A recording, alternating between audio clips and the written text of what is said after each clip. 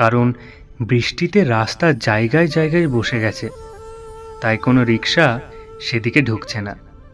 পিসিমার বাড়ির দরজার সামনে দাঁড়িয়ে সৌরেন ডাক দিল, পিসিমা, ও পিসিমা।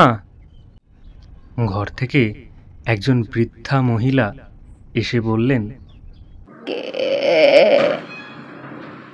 পিসিমা, চিনতে পারছো না আমায়? আমি তোমাদের সৌরেন গো।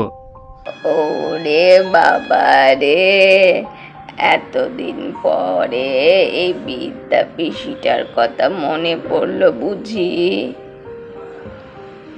বিয়েতে যেতে পারিনি রে বাবা, কত শখ ছিল তোর বউয়ের মুখখানা দেখার। কই কই পিছনে ওটা কে দেখি? দেখো তো কে?